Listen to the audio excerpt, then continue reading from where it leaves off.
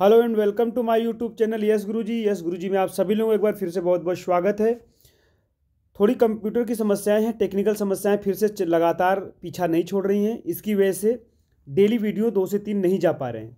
मुश्किल से एक वीडियो आज शूट हो पाया था, जिसमें हमने आपको सुबह संपूर्ण मध्य भारत का इतिहास, मध्य का इतिहास को अच्छे से 2 घंटे में कवर किया था। आप लोग उसको देख भी रहे हैं अच्छे से, तो थोड़ा आप साथ दीजिएगा। इसकी वजह से हमने ये डिसाइड किया कि अब हम जो है जब तक कंप्यूटर अच्छे से वर्क नहीं करेगा तब तक हम अपने मोबाइल से वीडियो को शूट करके आपके पास देंगे। तो इसमें आपको वेबकैम की सुविधा अब नहीं मिल पाएगी, और ऑडियो को अच्छे तरीके से हम कोशिश करेंगे कि जाए आपके पास और विजिबल हो आपके पास वीडियो भी, जो कि आपकी मेन ज़रूरत है। और अगर कुछ इसमें थोड़ी त्रुटि रहे तो इसमें आप लोग कोऑपरेट करिएगा। और हमने आपको एक वीडियो दिया था फिजिकल जियोग्राफी ऑफ इंडिया का, जिसमें हमने उत्तर भारत की समस्त पर्वत श्रेणियों का क्या किया था, कंप्लीट किया था। आपको अच्छे से पता, आप लोगों ने, बहुत लोगों ने उसको देखा भी। सभी नॉर्दर्न माउंटेन्स को, उसकी सभी समस्त पर्वत चोटियों को अच्छे से कवर किया था। उसमें कुछ उत्तर भारत की जो पर्वत श्रेणियाँ हैं उनसे संबंधित कुछ क्वेश्चंस बच गए थे, और ज़्यादातर क्वेश्चन आपके प्रायद्वीपीय भारत के संबंधित जितनी भी पर्वत श्रेणियाँ हैं और उनकी चोटियाँ हैं उससे संबंधित, उनके क्रम से संबंधित जितने भी महत्वपूर्ण एग्जाम में पूछे गए क्वेश्चन हैं सबको इसमें समाहित किया गया है। तो ये पार्ट 2 होगा, और इस पार्ट 1 और पार्ट 2 को जो बच्चा देख लेगा उसका फिजिकल जियोग्राफी से संबंधित जितने भी महत्वपूर्ण क्वेश्चंस बनते हैं, पर्वत श्रेणियों से, पर्वत चोटियों से, उत्तर से दक्षिण, पूरब से पश्चिम, सभी क्रम का विथ डिटेल एक्सप्लेनेशन कराया गया था पहले वाले में भी, इसमें भी कराया जाएगा। आपकी सभी समस्याएं समाप्त हो जाएंगी। ये हमारे बारे में है। देखिए, अजेश कुमार पटेल नाम है हमारा। 6 ईयर्स ऑफ सिविल सर्विसेज का जो है एक्सपीरियंस है। जियोग्राफी सब्जेक्ट हमारा ऑप्शनल में रहा है। अनअकैडमी एजुकेटर इंटर्नशिप प्रोग्राम और exam plus educator online and offline. उसके बाद देखो, हमारे द्वारा UPPCS RO ARO के एग्ज़ाम भी क्वालिफाई किए गए हैं। अब आइए हम लोग आगे चलते हैं। आज जो हमको पढ़ना है, यहाँ पर 1 मिनट रुक जाइएगा। थोड़ी सी समस्याएं इसमें हो सकती हैं, क्योंकि इसको ऑपरेट मैंने फर्स्ट टाइम आपके सामने कर रहे हैं मोबाइल से, इसलिए थोड़ा सा आप इसमें सहयोग करिएगा। ये देखिए, वनडे लेवल भी तमाम तरह के एग्जाम हमारे द्वारा क्वालिफाई किए गए। 1 मिनट रुक जाइए। हाँ, ये उम्मीद करते हैं कि आपको क्वेश्चन नंबर 1 अच्छे से दिख रहा होगा। देखिए, क्वेश्चन नंबर 1 क्या कर रहा है कि निम्नलिखित श्रेणियों को दक्षिण से उत्तर की ओर क्रम में व्यवस्थित कीजिए। नीचे एक कूट दिया हुआ है, तो कहाँ से? दक्षिण से उत्तर की तरफ। इसका मतलब है कि देखो, यह होता है ईस्ट, यह होता है वेस्ट, यह है नॉर्थ और यह है साउथ। तो इसका मतलब है कि दक्षिण से उत्तर ये वाला क्रम आपको लगाना है। तो देखो, काराकोरम, लद्दाख, जास्कर, पीर पंजाल, धौलाधर, ये हमने आपको बताया था पूरा क्रम। अगर थोड़ा सा हम यहाँ मैप बनाने का प्रयास करें, देखो यहाँ पे जगह थोड़े कम मिल पाते हैं, लेकिन फिर भी कोशिश करेंगे कि आपको अच्छे से बताएं। आप लोग थोड़ा सा कॉपरेट भी करिएगा यहाँ पर, मैं बार बार बोल रहा हूँ, ठीक है? क्योंकि आपको पता है कि मैं अच्छे से मैप से ही पढ़ाता हूँ, लेकिन यहाँ पर थोड़ी समस्याएँ हैं। देखो, कह रहा, मैंने आपको बताया था कि देखिए इस तरह से पर्वत श्रेणियाँ हैं, जो कि देखो, जो बाहर वाली श्रेणी है उसको हम लोग बोलते हैं ट्रांस हिमालय। एक बार रिवाइज कर लीजिएगा फटाक से। उसके बाद जो बीच वाली श्रेणी है, ट्रांस हिमालय के बाद वाली, इसको हम लोग बोलते हैं ग्रेटर हिमालय या महान हिमालय। और इसके बाद जो श्रेणी है इसको हम लोग बोलते हैं मिडिल हिमालय। और इसके बाद जो श्रेणी है उसको हम लोग क्या बोलते हैं? शिवालिक हिमालय। इतना हमने आपको बताया था, ठीक है? क्या क्या बताया था कि ट्रांस हिमालय, उसके बाद देखो ग्रेटर हिमालय, मिडिल हिमालय और शिवालिक हिमालय, इतना हमने आपको बताया था। अब इस ट्रांस हिमालय में भी चोटियों को मैंने बताया था, सॉरी, पर्वत श्रेणियों को बताया था। जैसे सबसे बाहर वाली जो है उसको काराकोरम बोलते हैं। उसके उसके दक्षिण में देखेंगे तो लद्दाख है, उसके दक्षिण में देखेंगे तो जास्कर। तो काराकोरम, लद्दाख, जास्कर, ये ट्रांस हिमालय वाले में जाएगा। उसके बाद देखो ग्रेटर हिमालय है। फिर मिडिल हिमालय में अगर हम जाते हैं तो यहाँ पर आपको पीर पंजाल और धौलाधर पर्वत श्रेणी मिलेगी। और इसी पीर पंजाल धौलाधर के और आगे बढ़ेंगे तो महाभारत है, नाग टिब्बा है, जो नेपाल वाले रीजन में चली जाती है, और शिवालिक सबसे वाह वाला हो जाता है। तो इतना ध्यान रखिएगा। अब यहाँ पर आप लोग आराम से लगा लेंगे जब आपने रिवाइज कर लिया। तो कह रहा है कि दक्षिण से उत्तर, इसका मतलब है कि सबसे दक्षिण में इसमें कौन सा होगा? तो देखो क्या बोल रहा है, काराकोरम, लद्दाख, जास्कर, पीर पंजाल, धौलाधर। तो अगर हम सबसे उत्तर में देखेंगे तो काराकोरम हो जाएगा। इसका मतलब सबसे उत्तर में काराकोरम हो जाएगा। तो अब देखिए यहाँ पर 1 मिनट, थोड़ा सा और ऊपर करते हैं, 1 मिनट रुक जाइए। हाँ, अब देखिए, अगर हम इसके सबसे, 1 मिनट ही क्या गया भाई। हाँ, अब देखिए अगर हम सबसे उत्तर में देखेंगे तो कौन सा हो जाएगा, काराकोरम हो जाएगा। तो इसका मतलब है कि जिसमें सबसे उत्तर में काराकोरम होगा वही सवाल सही होगा, वही ऑप्शन सही होगा। तो देखो सबसे उत्तर में काराकोरम किसमें, मात्र और मात्र एक में है, तो इससे भी आप निकाल लेते। अगर आपको लगाना ही हो जाए तो इसका मतलब है कैसे लगाएंगे, आप सबसे दक्षिण में लगा देंगे धौलाधर को लगा देंगे, ठीक है, धौलाधर हो जाएगा। और उसके बाद अगर हम और दक्षिण और उसके उत्तर में चलेंगे तो आप किसको लगाएंगे, जास्कर को लगा देंगे, जास्कर को लगा दीजिएगा। फिर उसके बाद आप लगा दीजिएगा किसको, यहाँ पर आप लगा दीजिएगा लद्दाख को लगा दीजिएगा, लद्दाख को, फिर काराकोरम। अब इसको बाद मिला लीजिए, काराकोरम, लद्दाख, जास्कर, पीर पंजाल, धौलाधर। तो अगर पीर पंजाल होता तो पीर पंजाल फिर लगा देते, उसके बाद फिर धौलाधर लगा देते। तो इसका आंसर क्या हो जाएगा, ऑप्शन नंबर ए। उम्मीद करते हैं कि आपको समझ में आया होगा। नेक्स्ट चलते हैं क्वेश्चन नंबर 2 पर। देखिए क्वेश्चन नंबर 2 क्या कह रहा है, क्वेश्चन नंबर 2 कह रहा है कि भारत की निम्नलिखित पर्वत श्रेणियों को उनकी अवस्थिति के अनुसार उत्तर से दक्षिण, देखो यहाँ पर लगाना है, तो उत्तर से दक्षिण का मतलब कि इस तरह से लगाना है। तो उत्तर से दक्षिण में अगर हम देखेंगे, देखो नंदा देवी, केटू, अनाईमुडी, दोदा बेटा, और नीचे इसके कुछ कूट दिए हुए हैं।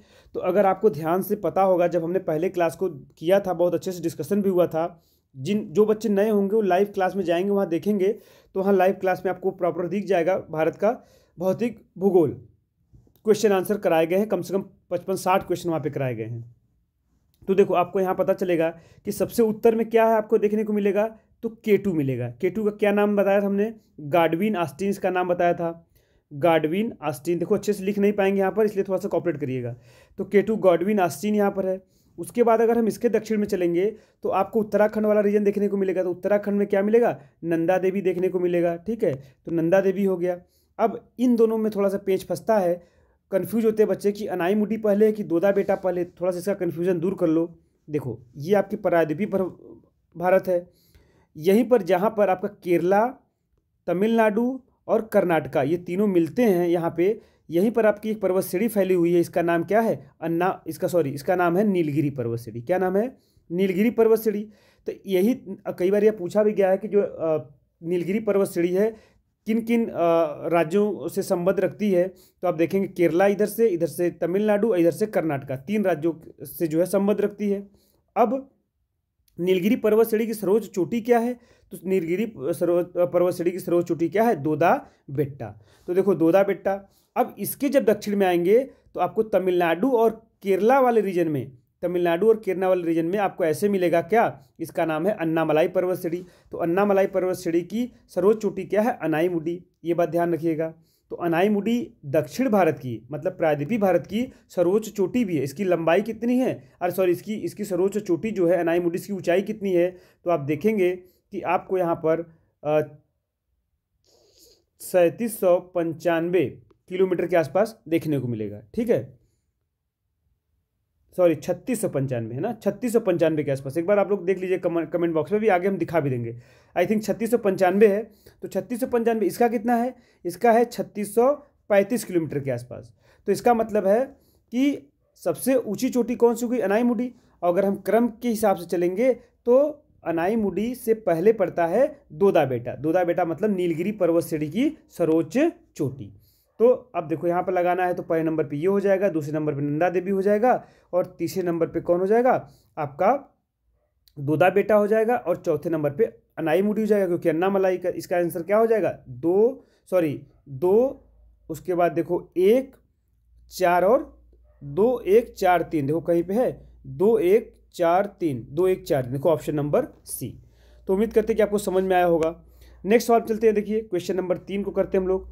क्वेश्चन नंबर 3 क्या कर रहा है कि निम्नलिखित में से कौन सी भारत की नवीनतम पर्वत श्रेणी है। तो नवीनतम पर्वत श्रेणी हमने आपको बताया था कि जो हिमालय का उत्थान था वो टर्शियरी काल में हुआ था। तो जब टर्शियरी काल में इसका हुआ था, इसका मतलब ये नवीनतम पर्वत श्रेणी है। अब यहाँ पर अगर हम देखेंगे तो अरावली घाट हो गया, पश्चिमी घाट हो गया, विंध्य रेंज है, यह सब जो है प्रायद्वीपीय भारत से संबद्ध रखने वाली चोटियाँ हैं। अरावली का निर्माण तो आपका देखेंगे तो धारवाड़ क्रम के आसपास ही हो गया था, ठीक है। आर्कियन क्रम के बाद जब धारवाड़ क्रम हमने आपको पढ़ाया था तो धारवाड़ क्रम में ही इसका निर्माण हो गया था। इसका मतलब ये बहुत पुरानी चोटी है और आज के समय में काफ़ी घिस चुकी है। इसका मतलब ये रेसिडुअल माउंटेन या अवशिष्ट पर्वत भी इसको बोला जाता है। यही हाल विंध्य का भी है, और पश्चिमी घाट को भी आप जानते हैं कि पश्चिमी घाट भी यही स्थिति है। लेकिन हिमाद्री की अगर हम बात करें तो हिमाद्री किसको बोलते हैं, तो हिमाद्री जो है आपका महान हिमालय वाला रीजन है, इस वाले रीजन को बोलते हैं। इसका मतलब है कि चाहे महान हिमालय दे दे, चाहे मध्य हिमालय दे दे, चाहे क्या दे दे, वाय हिमालय या शिवालिक हिमालय दे दे, यह तीनों की तीनों क्या है, यह तीनों की तीनों नवीन पर्वत श्रेणी है। और नवीन में भी कैसी है, तो वलित पर्वत है। इसका मतलब है कि फोल्डेड माउंटेन है। तो इसका आंसर क्या हो जाएगा, ऑप्शन नंबर ए। आइए नेक्स्ट सवाल चलते हैं। क्वेश्चन नंबर देखिए 4 क्या कह रहा है कि सियाचिन हिमनद कहाँ पर स्थित है। तो सियाचिन हिमनद, एक मिनट देखिए, ये अगर हम मैप बनाने का प्रयास करें यहाँ पर, देखिए इस तरीके से ये यहाँ से आपका ये हो जाता है आपका लद्दाख वाला रीजन, इधर वाला रीजन आपका ये जम्मू कश्मीर वाला रीजन है। तो आप देखेंगे कि यहीं से एक नदी निकलती है, यहाँ से एक नदी आती है जो आपका तिब्बत के पास से उद्गम होती है, और यह इस तरह से होते हुए कहाँ, पाकिस्तान में प्रवेश करती है। इसका नाम सबको पता है, इसका नाम है क्या, सिंधु नदी तंत्र है। तो सिंधु की एक सहायक नदी है जो ऊपर से आती है, इसका नाम है श्योक नदी। ध्यान से समझिएगा, श्योक नदी है, ठीक है। इसी श्योक की सहायक नदी है क्या, नुब्रा नदी। तो इसी नुब्रा नदी के आसपास का जो रीजन है वही नुब्रा घाटी कहलाती है।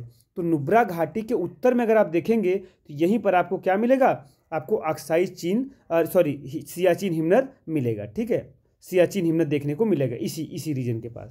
तो कहाँ पर है यह सियाचिन हिमनद, नुब्रा घाटी के उत्तर में। तो नुब्रा घाटी, नुब्रा नदी के आसपास का जो रीजन है उसको नुब्रा घाटी बोलते हैं। किसकी सहायक नदी, ये भी पूछा जाता है, तो बता दीजिएगा श्योक की सहायक नदी। और श्योक किसकी सहायक नदी है, तो सिंधु की सहायक नदी है। और सिंधु की एक सहायक नदी नीचे जाती है, इसका नाम क्या है, जास्कर। चलिए नेक्स्ट चलते हैं। देखिए यहाँ पर मैप भी लगाया गया है, अगर इस मैप के माध्यम से आप देखेंगे तो यह वाला रीजन जो येलो कलर से, यह अक्साई चीन वाला रीजन है, ठीक है। ये इस समय चीन के कब्जे में है। अब यही देखो आपका ये क्या है, ये जो इस तरह से घेरा गया है गोले से, यही आपका सियाचिन ग्लेशियर है। और यहीं पर आपकी नुब्रा घाटी बहती है, नुब्रा नदी बहती है, और यही नुब्रा घाटी है, इसी के उत्तर में सियाचिन ग्लेशियर है। तो आपने देख लिया। इधर देखो गिलगिट बाल्टिस्तान वाला रीजन है, ये बात आप ध्यान रखना। आइए चलते हैं अब नेक्स्ट क्वेश्चन पे। देखो क्वेश्चन नंबर 5 क्या कह रहा है कि कुमायूं हिमालय निम्नलिखित में से किन नदियों के बीच स्थित है। तो कुमायूं हिमालय क्या सिंधु और सतलज के बीच स्थित है, काली और तीस्ता के बीच, सतलज और काली के बीच, तीस्ता और ब्रह्मपुत्रा के बीच। तो देखो अगर आप लोग इसको ध्यान से समझने का प्रयास करेंगे तो गलत कभी भी नहीं होगा। देखो मैं आपको पूरा चीज़ बता दे रहा हूँ। जैसे कि यहाँ से एक नदी हमने आपको बताया कि उद्गमित होकर के पाकिस्तान में प्रवेश करती है, इसका नाम है सिंधु रिवर। सिंधु रिवर के बाद एक नदी आती है सतलज नदी, वो उसका भी उद्गम कहाँ पर है, तिब्बत में ही है, मानसरोवर के पास इन दोनों का। तो सिंधु और तिब्बत के बीच जो हिमालय पड़ता है, ठीक है, उसको हम लोग बोलते हैं पंजाब हिमालय। ध्यान समझिएगा। अब सतलज के अगर हम थोड़ा आगे बढ़ेंगे तो आप देखेंगे कि यहाँ से एक नदी बहती है, यहाँ से देखो इसका नाम है काली नदी। तो यह सिंधु नदी है और यह सतलज नदी है, ठीक है, सतलज नदी। और पेन की थोड़ा इशू आएगा, देखो मैं बार बार बोल रहा हूँ भाई, थोड़ा सा आप लोग मैनेज कर लीजिएगा, ठीक है, क्योंकि इसमें पेन टैप कनेक्ट नहीं हो पाता है। अब देखो यहाँ पर ये सतलज नदी, तो सतलज और काली के बीच में, सतलज और काली के बीच में जो एरिया पड़ता है इसको क्या बोला जाता है, यह बात देखिए कई बार पूछा गया है। तो सतलज और काली के बीच में जो एरिया पड़ेगा उसको बोलेंगे आपका कुमायूं हिमालय।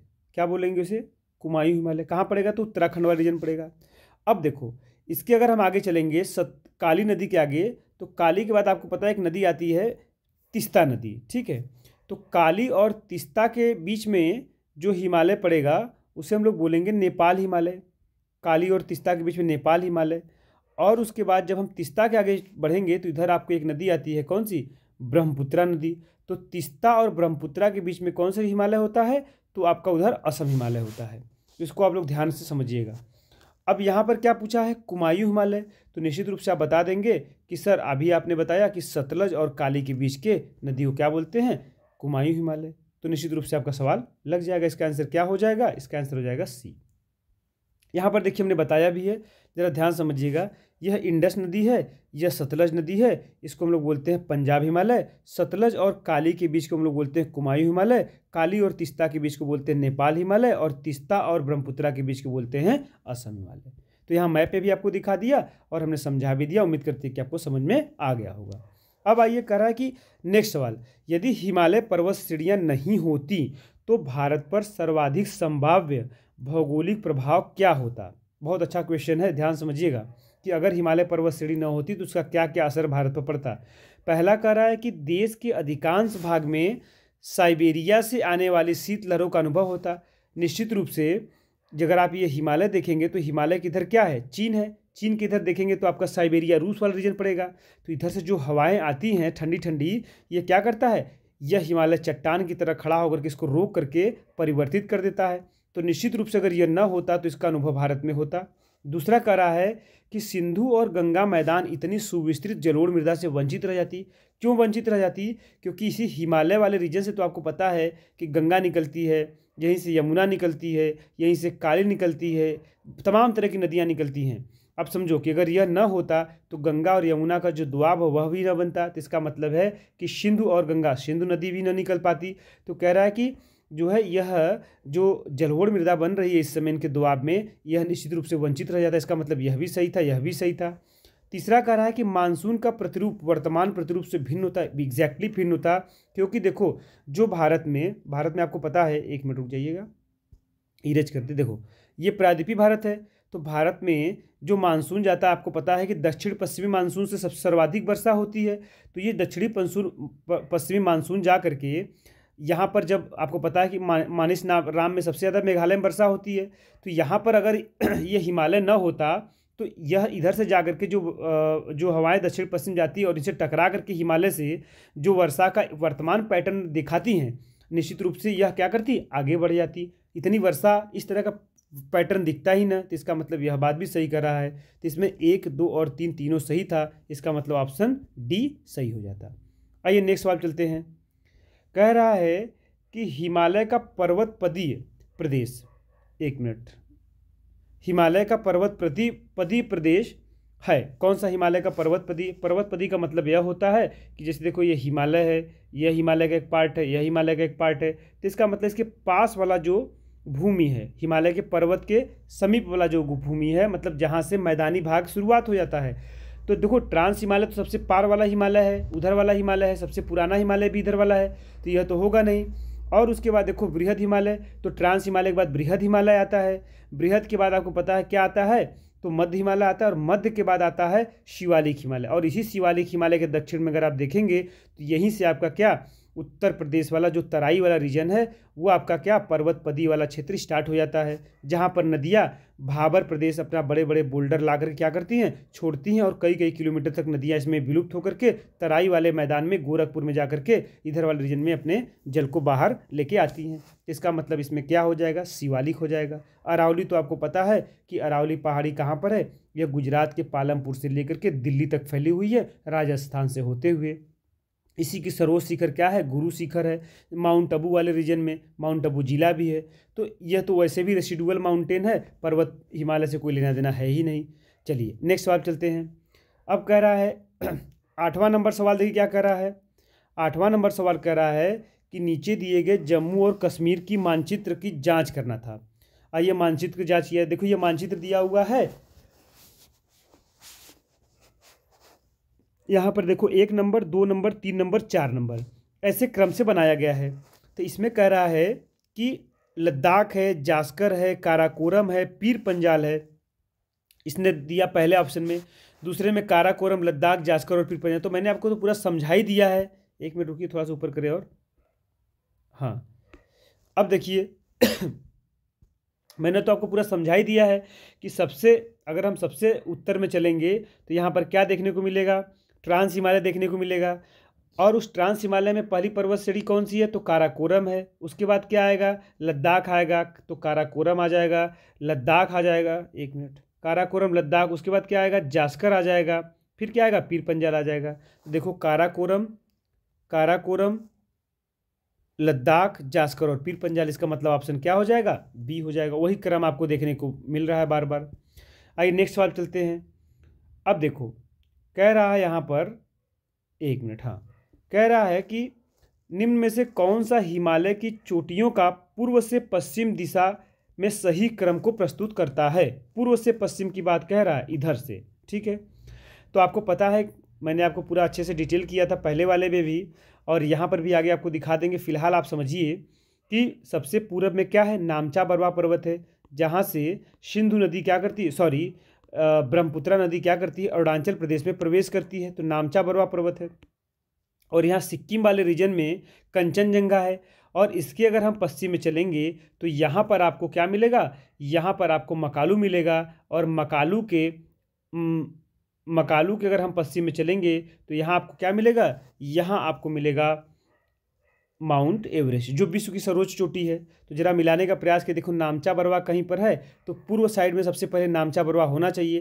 देखो नामचा बरवा यहाँ पूर्व में है नहीं, क्योंकि सॉरी पूर्व से लगाना है ना, तो पहले पूर्व होना चाहिए। एक मिनट रुक जाओ, इसको मिटाते हैं।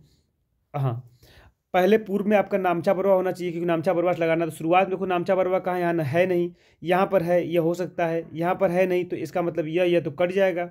नामचा बरवा यहाँ भी है, नामचा बरवा यहाँ भी, मतलब दोनों हो सकता है। जरा नामचा बरवा के अगर हम पश्चिम में चलेंगे तो क्या मिलेगा, तो इसका मतलब दूसरी जो चोटी मिलेगी हमको कंचनजंगा मिलेगी। तो नामचा बरवा होगा, देखो कंचनजंगा यहाँ भी, कंचनजंगा यहाँ भी, इसका मतलब यह दोनों तक अभी सही चल रहा है। फिर कंचनजंगा के भी अगर हम पश्चिम में चलेंगे तो क्या आपको देखने को मिलेगा, हमने आपको बताया कि मकालू, तो मकालू तो कहीं है नहीं, तो मकालू के पश्चिम में चलेंगे तो क्या मिलेगा, माउंट एवरेस्ट। लेकिन ये क्या दे दिया, नंदा देवी। नंदा देवी कहाँ पर, उत्तराखंड में बच्चा, तो इसका मतलब है कि नंदा देवी सबसे पश्चिम हो जाएगा।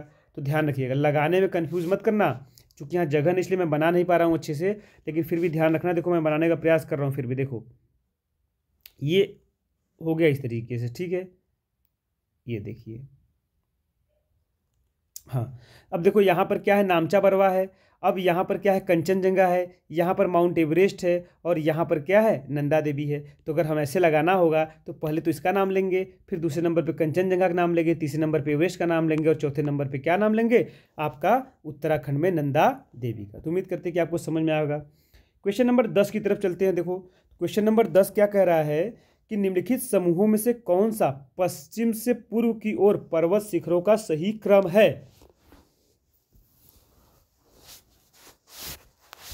हाँ, तो पश्चिम से कहाँ से, पूर्व से पश्चिम की ओर बोल रहा है बच्चा। तो पूर्व साइड में अभी हमने आपको बताया, लेकिन यहाँ पर ऑप्शन क्या है, थोड़े अलग है। तो अब यहाँ पर नामचा बरवा कहीं लेना देना नहीं है, बस इन्हीं में लगाना है। तो अभी हमने आपको बताया कि नामचा बरवा के अगर आप पश्चिम में आते हो तो क्या मिलेगा, आपको कंचनजंगा मिलेगा। और सबसे पूर्व वाला लगाना है तो इसका मतलब कंचनजंगा सबसे पहले लगेगा। जहाँ जहाँ कंचनजंगा नहीं उसको पहले काट दो, बचा दो।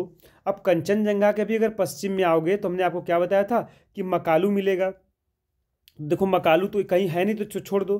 फिर मकालू के भी पश्चिम में आओगे तो क्या आपको मिलेगा, हमने बताया कि माउंट एवरेस्ट मिलेगा। देखो माउंट एवरेस्ट कहीं इधर है, देखो माउंट एवरेस्ट यहाँ पर है। फिर माउंट एवरेस्ट के भी पश्चिम में आओगे तो क्या देखने को मिलेगा, अन्नपूर्णा देखने को मिलेगा। और उसके पश्चिम में आओगे तो क्या मिलेगा, धौलागिरी देखने को मिलेगा। तो इसका मतलब है ऑप्शन नंबर 20 में क्या हो जाएगा, सही हो जाएगा। ठीक है, एक मिनट, हाँ चलो। अब उसके बाद कह रहा है, अब देखो यहाँ पर मैप में आपको दिखाने का भी हम प्रयास कर देते हैं, एक बार समझने का प्रयास करिएगा। देखो नामचा बरवा पर्वत यहाँ पर है, सबसे आपको पूरब से पश्चिम लगाना था तो पहले नंबर पे ये लगा देते। उसके बाद देखो दूसरे नंबर पे यहाँ पर कंचनजंगा है। एक मिनट देखिए, थोड़ा सा और ऊपर चला जाए तो अच्छे समझ में आ जाएगा। अब देखो दूसरे नंबर पे देखो आपको यहाँ पर कंचनजंगा देखने को मिल जाएगा। उसके बाद देखो उसके पश्चिम में देखो मकालू आ जाएगा, फिर कहाँ, माउंट एवरेस्ट, फिर अन्नपूर्णा, फिर धौलागिरी, फिर नंदा देवी। यह क्रम आप याद रख लेना, चाहे पश्चिम से पूरब पूछे चाहे पूरब से पश्चिम पूछे, गलत मत लगा देना। अगर पूरब से पश्चिम पूछ रहा है तो इसका मतलब सबसे पहले यह लगाएंगे, फिर यह लगाएंगे, फिर यह लगाएंगे, फिर यह लगाएंगे, फिर यह लगाएंगे, फिर यह लगाएंगे, फिर यह लगाएंगे। और सबसे पश्चिम अगर हम चले जाएं तो थोड़ा सा नीचे करके दिखाते हैं आपको। देखो यहाँ पर आपको मिलेगा क्या, K2 गाडविन ऑस्टिन। कहाँ पर है भैया, तो इस समय यह लद्दाख में है। ठीक है, ये ध्यान रख लेना। और यहीं आपका जम्मू कश्मीर और लद्दाख के बॉर्डर पर नगा पर्वत भी है, इसको भी आप लोग याद रखिएगा। ठीक है, तो इतना चीज़ आप ध्यान रखिएगा। इसकी ऊंचाई भी दी हुई है, अगर कभी ऊंचाई से पूछ ले, क्रम पूछ ले, तो ऊंचाई भी आपको यहाँ देखने को मिल रहा है 8848 माउंट एवरेस्ट का, और नंगा पर्वत का 8611। अब देखो यहाँ पर कन्फ्यूजन कहाँ बच्चों को होता है, एक मिनट ध्यान रखना, एक मिनट कहाँ गया भाई, हाँ। अब देखो कंचनजंगा की ऊंचाई कितनी आपको देखने को मिल रही है, तो 8598। 8,598 मीटर देखने को मिल रही है, जबकि गाडविन ऑस्टिन का कितना मिल रहा है 8,611। ये ध्यान रखना, बच्चे कई बार कंफ्यूज कर जाते हैं कि 8,611। तो जब कभी भी ऑप्शन में अगर आपको K2 गाडविन ऑस्टिन है तो ये हमेशा K2 गाडविन ऑस्टिन को लगाइएगा। अगर यह ऑप्शन में नहीं है तब भारत की सर्वोच्च चोटी किसको लगाइएगा, कंचनजंगा को। अगर दोनों है तो भी आप K2 गाडविन ऑस्टिन को ही लगाइएगा, ठीक है। यह इसमें पाक ऑक्युपाइड वाले एरिया में है, लेकिन फिर भी भारत का ही पार्ट है, भारत का ही अंग है, इसलिए आप हमेशा K2 गाडविन ऑस्टिन को ही लगाएंगे अगर वो ऑप्शन में है तो। 11 नंबर के क्वेश्चन पे चलते हैं। देखो, दक्षिण भारत की निम्नलिखित पहाड़ियों को उत्तर से दक्षिण क्रम में क्या करना है, लगाना है। तो उत्तर से दक्षिण देखो बोल रहा है तो पहले से बना लिया करना, उत्तर से दक्षिण लगाना है मतलब इस तरह से लगाना है। तो सबसे उत्तर में अब हम लोग दक्षिण भारत की पर्वत श्रेणियों को पढ़ेंगे। 10 क्वेश्चन हमने दे दिया उत्तर भारत से, क्योंकि वहाँ पर कुछ चीज़ें छूट गई थी, उसको हमने अच्छे से करा दिया। अब हम लोग दक्षिण भारत की चोटियों को जरा करेंगे। तो इसमें देखो सबसे उत्तर में कौन देखने को मिलेगा, क्या क्या ऑप्शन दिया है।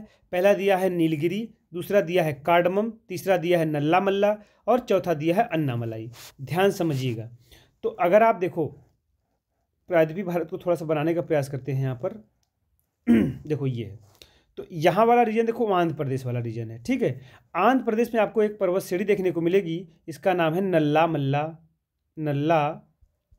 ठीक है, नल्ला मल्ला।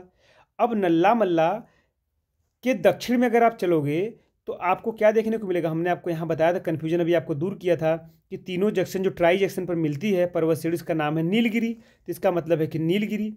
अब इस नीलगिरी के भी दक्षिण में चलोगे तो यहाँ पर क्या मिलेगा, यहाँ पर हमने बताया था कि अन्नामलाई है, और इस अन्नामलाई के दक्षिण में चलोगे भारत की सबसे दक्षिणतम जो चोटी है, सबसे दक्षिणतम पर्वत है या दक्षिणतम चोटी है, वह है आपका कार्डमम। इसको इलायची की पहाड़ी बोलते हैं। और यह कहाँ पर है, तो यह आपका दक्षिण पश्चिम वाले रीजन में है। ये ध्यान रखिएगा, मालाबार वाले तट पर नहीं, दक्षिण पश्चिम मतलब कोरोमंडल तट पर नहीं, दक्षिण पश्चिम का मतलब मालाबार तट वाले रीजन पर है। तो आपने बता दिया कि सर पहले नंबर पर नल्ला मल्ला आएगा क्योंकि उत्तर दक्षिण लगाना है, दूसरे नंबर पे नीलगिरी आएगा, तीसरे नंबर पे दोदा बेटा आएगा और चौथे नंबर पर क्या आएगा, कार्डमम आएगा। तो लगा दीजिए। पहले नंबर पे देखो आ जाएगा नल्ला मल्ला 1, मतलब 3 पहले आ जाएगा।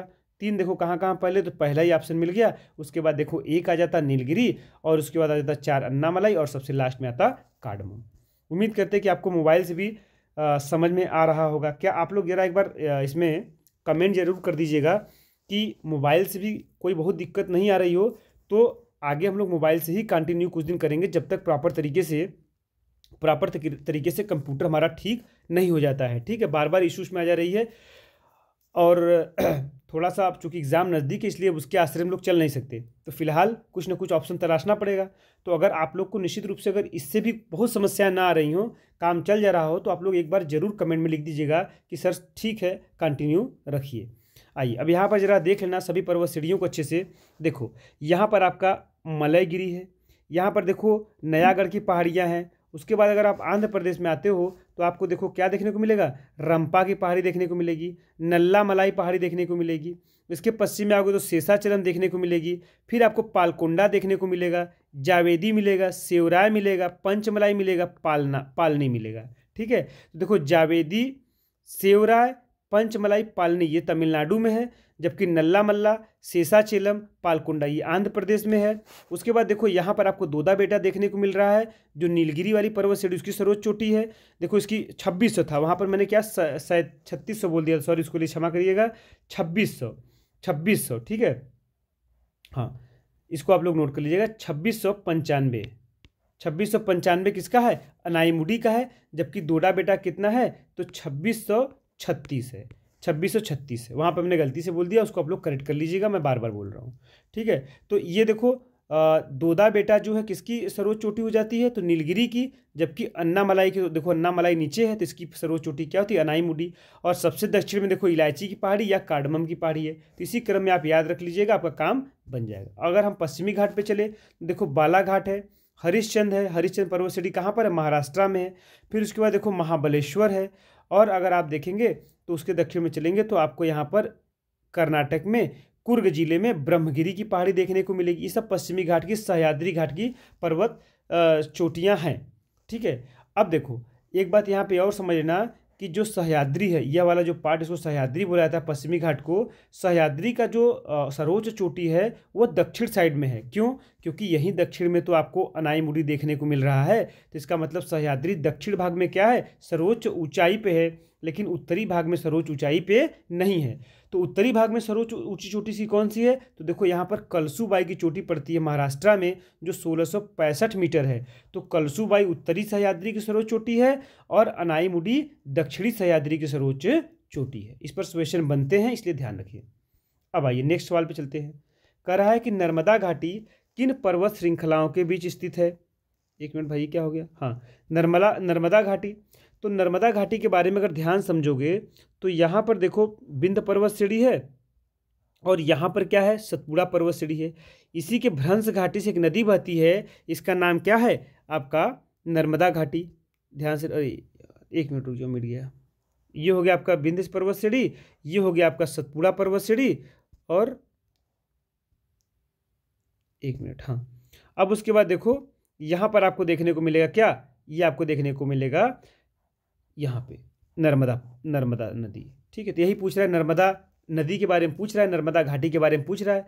तो नर्मदा घाटी इसी के आसपास की क्या, यही तो घाटी कहलाएगी। तो यह घाटी किसके किसके बीच में है, तो यह आपका हो जाएगा विंध्याचल और सतपुड़ा। इधर हो जाएगा विंध्या, इधर हो जाएगा सतपुड़ा। ठीक है, अब इस सतपुड़ा के दक्षिण में कौन सी नदी बहती है, तो इस सतपुड़ा के दक्षिण में मिलेगी आपको कौन सी, आपको यहाँ पर नर्मदा के नीचे, यहाँ पे सतपुड़ा के नीचे आपको मिलेगा ताप्ती नदी। ठीक है, चलिए, तो यहाँ पर ताप्ती नदी देखने को मिलेगा। तो ये बात ध्यान रखना, इसका आंसर क्या हो जाएगा, सतपुड़ा और विंध्याचल।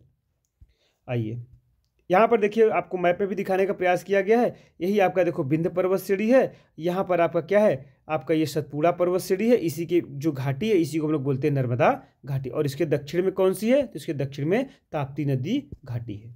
आइए नेक्स्ट सवाल पर चलते हैं। 13 नंबर सवाल कह रहा है कि महादेव पहाड़ी किसका भाग है भैया। तो महादेव पहाड़ी की अगर हम लोग बात करेंगे तो महादेव पहाड़ी यहाँ पर आपको सतपुड़ा का भाग देखने को मिलेगा। काहे मिलेगा, देखो यहाँ आपको राजपीपला मिलेगा, राजपीपला के बाद आप महादेव मिलेगा, महादेव के बाद मैकाल मिलेगा। इस तरह से तमाम पर्वत श्रेणियाँ हैं और इन सब पर्वत श्रेणियों को मिला करके कौन सी पर्वत श्रेणी मिलती है, तो सतपुड़ा पर्वत श्रेणी बनती है। और इसी जो महादेव, यह बीच वाला महादेव पर्वत श्रेणी है, इसी में देखो आपको ग्वालीगढ़ मिलेगा, राजपीपला मिलेगा, इसी में ग्वालीगढ़ राजपीपला। उसके बाद यह कौन सा है, यह आपका कौन सा है, तो मैकाल है। इसी मैकाल की सर्वोच्च चोटी क्या है, अमरकंटक है। और महादेव की सर्वोच्च चोटी क्या है, तो महादेव सर्वोच्च चोटी क्या है, इसका जो है आपको सर्वोच्च चोटी देखने को मिलेगा क्या, धूपगढ़। और यह धूपगढ़ पूरे सतपुड़ा की ही सर्वोच्च चोटी है। और दूसरे नंबर पे कौन है, तो अमरकंटक है। इसी अमरकंटक से देखो नर्मदा नदी निकलती है और उत्तर साइड में अगर आप देखोगे तो आपको सोन नदी देखने को मिलेगी, यह बात ध्यान रखना। और इसी के पास से सिहावा का पठार है, यहीं से आपको महानदी भी देखने को मिल जाती है। तो इसको अच्छे से ध्यान में रखना। आइए नेक्स्ट सवाल चलते हैं। 14 नंबर देखो सवाल क्या कहता है कि निम्नलिखित उच्चावच आकृतियों पर ध्यान रख दीजिए। जैसे महादेव है, मैकाल है, छोटा नागपुर है, खासी है। इनको क्या करना है बच्चा, इनको पश्चिम से पूर्व की ओर लगाना है, मतलब कि ऐसे लगाना है पश्चिम से पूर्व। तो अभी हमने आपको बताया कि अगर जो इसमें दिया हुआ है, अगर राजपीपला ग्वालीगढ़ तो दिया हुआ नहीं है, तो इसका मतलब महादेव दिया तो महादेव पर्वत श्रेणी हो गया। इसके आगे हम लोग पढ़े थे तो क्या आपको मैकाल देखने को मिलेगा।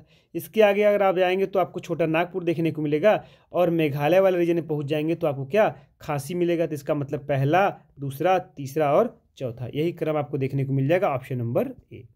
चलिए नेक्स्ट आप चलते हैं। 15 नंबर देखो क्या कह रहा है। 15 नंबर कहता है कि धूपगढ़ चोटी कहाँ पर है। तो अभी हमने आपको बताया कि धूपगढ़ जो पर्वत चोटी है वो आपका किस पर्वत श्रेणी में है, तो यह महादेव पर्वत श्रेणी में है। महादेव पर्वत श्रेणी में देखो महादेव कहीं पे है, नहीं है। तो महादेव नहीं तो क्या है, अब महादेव किसका पार्ट है, तो महादेव भी सतपुड़ा का पार्ट। हमने आपको बताया कि राजपीपला, ग्वालीगढ़, महादेव, मैकाल, यह सब मिलकर के क्या बनाते हैं, तो आपको बनाते हैं सतपुड़ा पर्वत श्रेणी। तो सतपुड़ा रेंज वाले रीजन में आ जाएगा। और इस सतपुड़ा का सर्वोच्च चोटी भी धूपगढ़ है। दूसरी सबसे ऊंची चोटी कौन सी है, तो हमने बताया अमरकंटक। किस पर्वत श्रेणी में है, तो ये आपका किसमें, मैकाल पर्वत श्रेणी में। चलिए उम्मीद करते कि आपको समझ में आ रहा होगा। क्वेश्चन नंबर 16 की बात कह रहा है महादेव पहाड़ी किस राज्य में स्थित है। तो महादेव पहाड़ी कहाँ पर है, क्या बिहार में है, राजस्थान में है, मध्य प्रदेश में या छत्तीसगढ़ में है। तो अभी हमने आपको बताया कि मध्य प्रदेश वाले रीजन में ही ये सभी की सभी जो पर्वत श्रेणियाँ थी मध्य प्रदेश वाले रीजन में थी। कौन सा? आपका महादेव, मैकाल, ठीक है। जबकि राजपीपला, ग्वालियर ये आपका गुजरात वाले रीजन में फैली हुई हैं, ठीक है। तो ये कहाँ पर आ जाएगा? मध्य प्रदेश में। नेक्स्ट सवाल चलते हैं। कह रहा है कि 17 नंबर सवाल कहता है कि निम्नलिखित में से कौन महाराष्ट्र में स्थित नहीं है? महाराष्ट्र में नहीं स्थित है, इसका मतलब है कि बालाघाट, हरिश्चंद्र, मांडव और सतमाला, मतलब अन्य जो पर्वत श्रेणियाँ होंगी सभी के सभी महाराष्ट्र में होंगे। इनमें से कोई एक है तो देखो इसमें मांडव की पहाड़ी कहाँ पड़ती है? मांडव की पहाड़ी पड़ती है गुजरात वाले रीजन में, ये ध्यान रखना, गुजरात में, ठीक है। तो यही हटा दीजिए, बाकी सतमाला हो गया, हरिश्चंद्रा हो गया, बालाघाट हो गया, ये सभी की सभी पर्वत श्रेणियाँ कहाँ पड़ती है? तो ये सभी की पर्वत श्रेणियाँ महाराष्ट्र में पड़ती है। आइए 18 नंबर क्वेश्चन चलते हैं। देखिए 18 नंबर क्वेश्चन क्या कर रहा है? निम्नलिखित विचार करना है। महादेव, सह्याद्री और हरिश्चंद्र 3 पर्वत श्रेणियों को दिया हुआ है। अब इनका उत्तर से दक्षिण क्रम लगाना है, तो उत्तर से दक्षिण क्रम ऐसे लगाना होता है। तो अभी हमने आपको दिखाया कि देखो मध्य प्रदेश वाले रीजन में तो महाराष्ट्र महादेव हो गया। अब सह्याद्री, अभी हमने आपको दिखाया कि सह्याद्री आपका पूरे पश्चिमी घाट में ऐसे फैला हुआ है, ये वाला रीजन हो गया। और हरिश्चंद्रा पर्वत श्रेणी कहाँ है? महाराष्ट्र वाले रीजन में हो गया। तो इसका मतलब हो गया कि आपका महादेव हो गया, फिर उसके बाद हरिश्चंद्र हो गया। हरिश्चंद्र पर्वत श्रेणी सीधे सीधे महाराष्ट्र में, और आपका प्रायद्वीपीय भारत में, मतलब कि जो पश्चिमी घाट वाला रीजन है वहाँ पर क्या आपका सह्याद्री हो जाएगा। तो इसका मतलब हो जाएगा यह 1 नंबर, फिर 3 नंबर, फिर 2 नंबर, देखो 1, 3 और 2, ठीक है। इस तरीके से आप लोग सवाल लगाते रहिएगा। आइए अब कह रहा है कि 19 नंबर कह रहा है कि उत्तर से शुरू करके दक्षिण की ओर नीचे दी गई पहाड़ियों का अनुक्रम आपको बताना है। उत्तर से दक्षिण, तो उत्तर से दक्षिण अभी हमने आपको पूरा मैप भी दिखाया था, मैप में सभी पर्वत श्रेणियों को दिखाया भी था। तो जरा सा जिसी को याद है जरा फटाफट लगाइए आप लोग। कह रहा है कि नल्ला मलाई, नीलगिरी पकड़ना है, जो पकड़ लेगा वो काम कर ले जाएगा। तो हमने अभी आपको बताया था कि नीलगिरी के बाद क्या है? नीलगिरी के बाद आपका अन्नामलाई पर्वत श्रेणी, इसका मतलब नीलगिरी के बाद अन्नामलाई आना चाहिए। तो नीलगिरी के बाद अन्नामलाई तो आ नहीं रहा है। देखो कहाँ आ रहा है नीलगिरी के बाद अन्नामलाई, तो यह भी आपको देखना पड़ेगा। देखो नीलगिरी के बाद अन्नामलाई यहाँ आ रहा है, बकिया यहाँ पर भी नहीं आ रहा है, यहाँ पर भी नहीं आ रहा है। तो इसका मतलब आपको आंसर मिल गया। ऐसे ही अगर आप थोड़ा सा होशियारी से काम करेंगे, लेकिन फिर भी आप जान लीजिए उत्तर से शुरू कर रहा तो हमने आपको दिखाया था कि नल्ला मलाई पर्वत श्रेणी, ठीक है। उसके बाद देखो जावेदी दिखाया था, सेवराय दिखाया था। हमने बताया था कि ये सभी की सभी पर्वत श्रेणियाँ कहाँ पर है? ये तमिलनाडु वाले रीजन में यहाँ पर फैली हुई हैं। क्या? नल्ला मलाई, फिर जावेदी, फिर सेवराय, पंचमलाई, पालनी, ये सब हमने आपको अच्छे से पढ़ाया था। तो ये बात ध्यान रखना। इसके दक्षिण में आप आओगे तो आपको क्या मिलेगा? नीलगिरी मिल जाएगा, और नीलगिरी के दक्षिण में क्या मिलेगा? अन्नामलाई। चलिए नेक्स्ट सवाल चलते हैं। नेक्स्ट सवाल कह रहा है, ये देखिए 1 मिनट, आपको मैप में एक बार फिर से दिखा देते हैं। यहाँ पर मैप लगाया गया है, देखो नल्ला मलाई पर्वत श्रेणी है, ठीक है। उसके बाद देखो नल्ला मलाई पर्वत श्रेणी आंध्र प्रदेश और तमिलनाडु की, नल्ला मलाई पर्वत श्रेणी कहाँ पर है? आंध्र प्रदेश में है। जावेदी, सेवराय, पंचमलाई और पालनी, ये 4 पर्वत श्रेणियाँ कहाँ पर है? तमिलनाडु में। इसको थोड़ा सा करेक्ट कर लीजिएगा। नल्ला मलाई पर्वत श्रेणी, रंपा, शेषाचलम, पालकोंडा, ये आपका आंध्र प्रदेश में है। अब देखो यहाँ पर क्रम देख लो, यहाँ पर आपको जावेदी है, यहाँ पर सेवराय है, यहाँ पंचमलाई है, और यहाँ पालनी है। अब यहाँ पर देखो क्या है? दोदा बेटा है, और दोदा बेटा नीलगिरी की, और उसके बाद अन्नामलाई की अनाईमुडी। तो इसी क्रम में आपको देखने को मिलेगा। चलिए नेक्स्ट सवाल चलते हैं। देखिए कह रहा है कि निम्नलिखित युग्मों पर विचार करना है। क्या विचार करा जाए? तो कह रहा है कि पहाड़ियाँ एक तरफ दिया हुआ है, एक तरफ आपको क्षेत्र दिया हुआ है।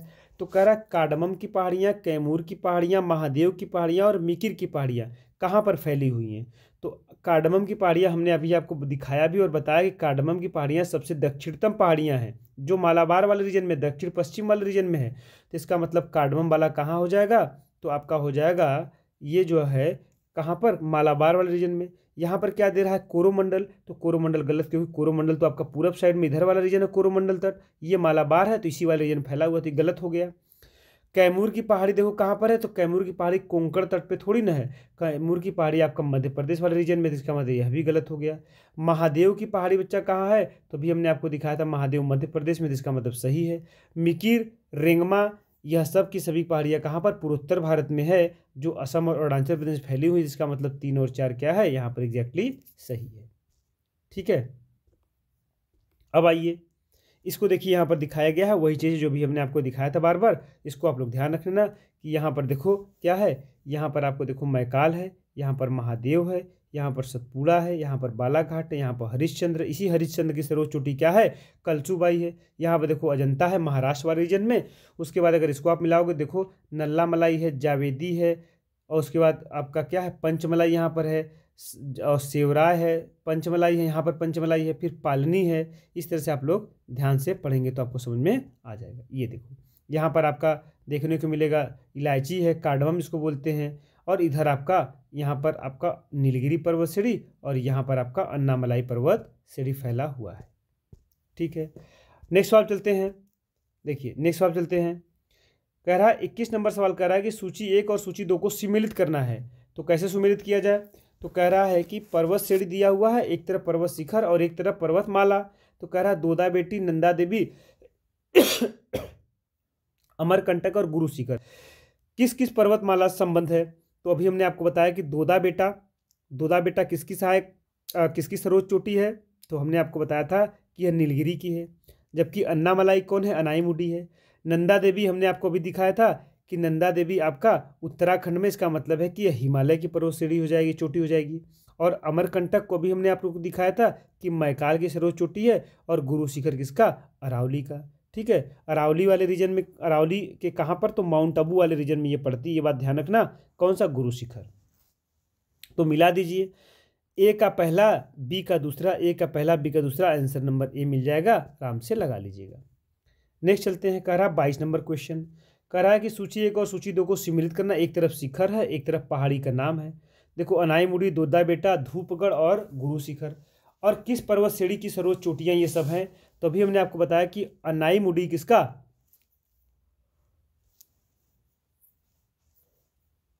हाँ, अभी हमने आपको बताया कि अनाईमुडी किसका, यहाँ पे लगा देना अन्नामलाई का। और दोदा बेटा हमने आपको बताया कि दोदा बेटा बच्चा किसका है? तो दोदा बेटा आपने बताया कि सर दोदा बेटा तो आपने बताया था नीलगिरी का।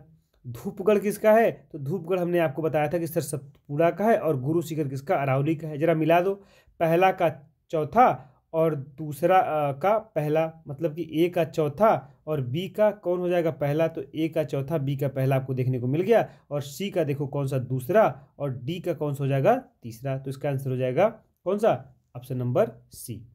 चलिए, कॉन्सेप्ट क्लियर रखेंगे तो कोई समस्या नहीं होने वाली है। उसी पर्वत चोटियां हैं भारत की प्रमुख, उनको यहाँ पर दिखाने का प्रयास किया गया है।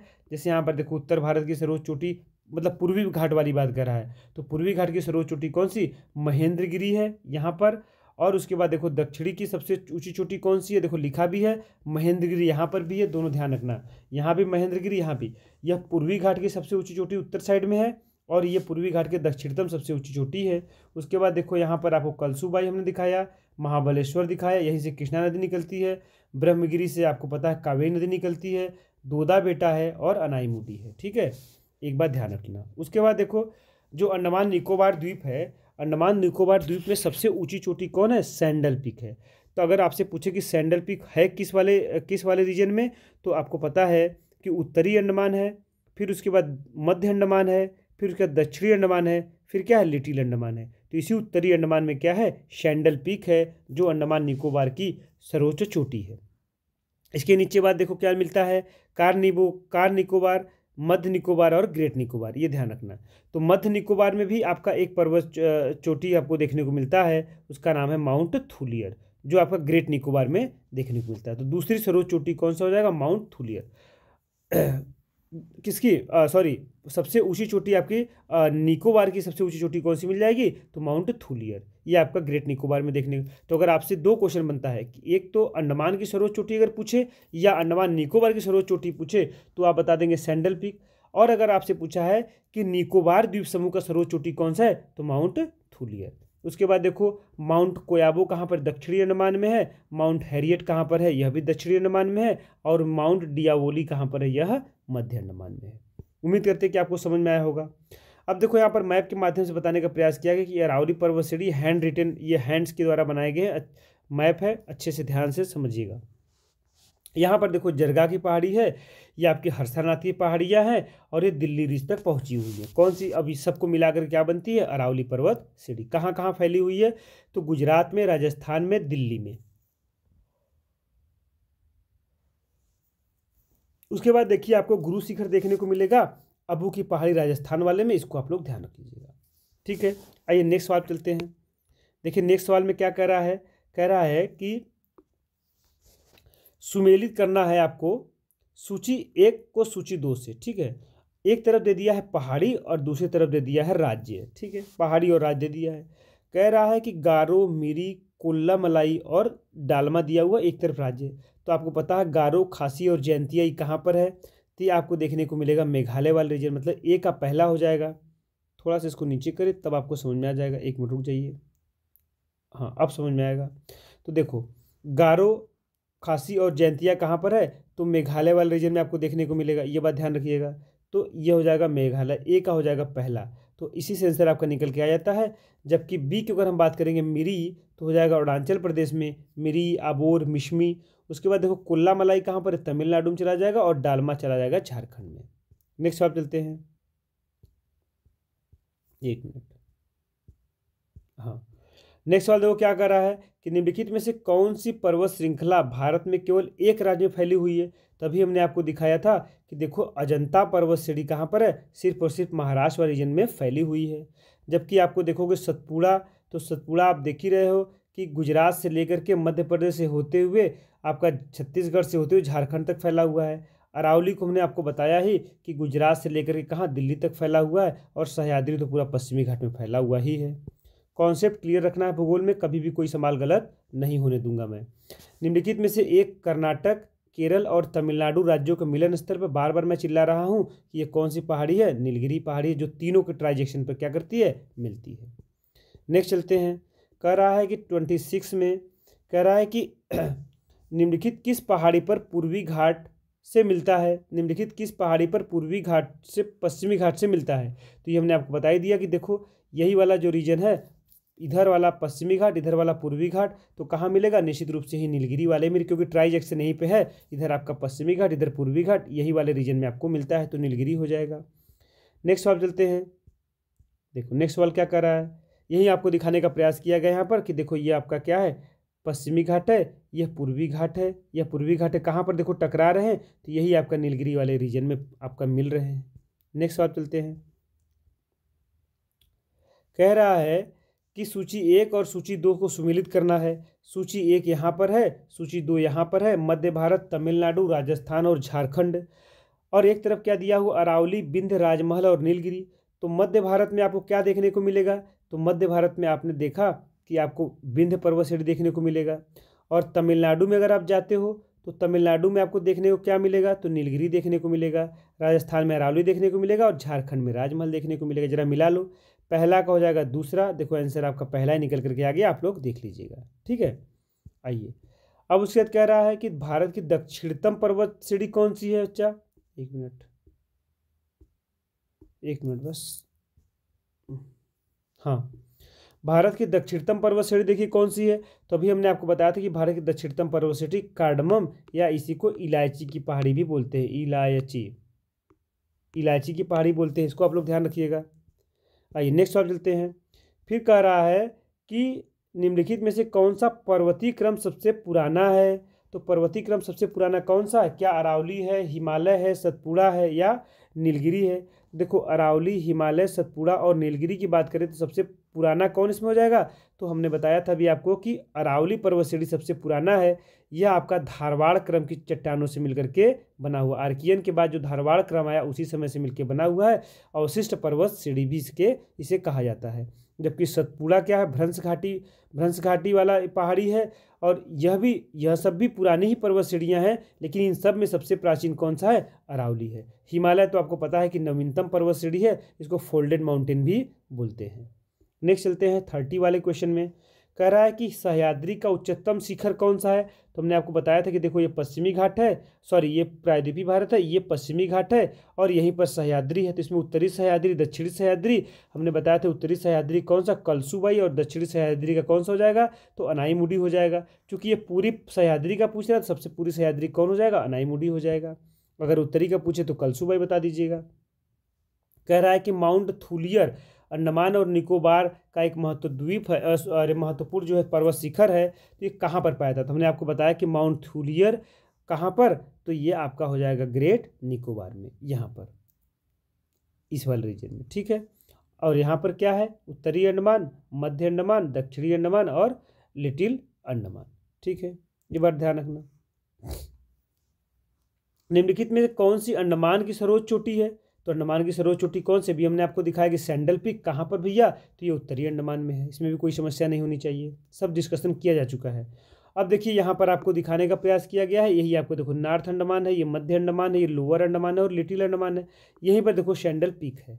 और अगर हम निकोबार की बात करेंगे तो निकोबार देखो कहाँ पर फैला हुआ है, तो ये है आपका कार निकोबार, ये आपका मध्य निकोबार, उसके बाद ये क्या है ग्रेट निकोबार। इसी ग्रेट निकोबार में आपको माउंट थूलियर देखने को मिलेगा। चलिए निम्नलिखित में से दक्षिण भारत की सबसे ऊंची चोटी कौन सी है, तो यह भी कोई समस्या अब इसमें नहीं होना चाहिए, अनाईमुडी हो जाएगा, अन्नामलाई पर्वत श्रेणी का। और दूसरे नंबर पे कौन है, तो दूसरे नंबर पे आपका दोदा बेटा हो जाएगा। चलिए नेक्स्ट चलते हैं। यही आपका देखो ये चीज़ें बार बार दिखाया रहा, फिर आप देख लीजिएगा। निम्नलिखित राज्यों में से कौन सा छोटा नागपुर पठार का भाग नहीं है, तो देखो जब वही बता पाएगा जिसको छोटा नागपुर के बारे में पता रहेगा कि छोटा नागपुर का पठार किन किन राज्यों में फैला हुआ है। देखो छोटा नागपुर का पठार की अगर हम बात करेंगे तो आपको झारखंड वाले रीजन में देखने को मिलेगा, बिहार वाले, और उसके बाद कहाँ पश्चिम बंगाल में देखने को मिलेगा, इसका उड़ीसा देखने को आपको नहीं मिलेगा, ठीक है। नेक्स्ट सवाल चलते हैं। कह रहा दंडकार का पठार, तो दंडकार में बड़ी बच्चे कंफ्यूज होते हैं। देखो दंडकार का पठार कहाँ पर, ये बात ध्यान रखना, तो ये देखो यहाँ पर छत्तीसगढ़ है, छत्तीसगढ़ में लेते हुए उड़ीसा से लेते हुए ये तेलंगाना, आंध्र प्रदेश और महाराष्ट्र तक फैला हुआ है, इतने राज्यों में। अब किसमें देखो इसमें ऑप्शन क्या दे रहा है, तो झारखंड तो मैंने बताया ही नहीं, और उसके बाद झारखंड तो ऐसे ही कट जाएगा। उसके बाद देखो अभी हमने क्या बताया, आपको मध्य प्रदेश भी नहीं बताया, तो इसका मतलब इसका आंसर हो जाएगा बी। अगर एग्जैक्टली आपको देखना हो तो इसका मतलब है कहाँ कहाँ, छत्तीसगढ़, उड़ीसा और उसके बाद महाराष्ट्र और उसके बाद तेलंगाना, ठीक है, इतने राज्यों में आपको देखने को मिलेगा। नेक्स्ट चलते हैं। मेघालय का पठार किसका भाग है, तो मेघालय का पठार आपका जो प्रायद्वीपीय खंड है उसी का भाग है, क्योंकि जो मेघालय का पठार देखो इस तरीके से जो प्रायद्वीपीय भाग है ना, इसी का जो है एक भाग कहाँ पर है, मेघालय तक फैला हुआ था ये पूरा का पूरा। लेकिन यहीं पर आपका मालदा गैप की वजह से क्या है, यहाँ पर आपका फ्रंस या फाल्ट आ गया है, जिसकी वजह से यहाँ पर क्या है, भूमि धसी हुई प्रतीत होती है। और यहाँ पर नदियों के द्वारा लाए गए, चूँकि आपको गंगा और हुगली वाला यहाँ पर देखने को रीजन मिलेगा, तो इसके द्वारा लाए गए मिट्टियों से इसको पार्ट दिया गया है, इसलिए लगता है कि ये दोनों अलग अलग हैं, लेकिन क्या है, ये इसी का पार्ट है, कई बार पूछा जाता है। नेक्स्ट सवाल चलते हैं। छोटा नागपुर का पठार और शिलांग के पठार के मध्य में क्या है, तो देखो छोटा नागपुर के पठार और शिलांग के मध्य में, शिलांग के पठार का मध्य का क्षेत्र कैसा है, कह रहा एक द्रोणी है, उसके बाद कह रहा है कि गंगा का पर्दन है, एक नत भ्रंशित है, एक नत अवतरित।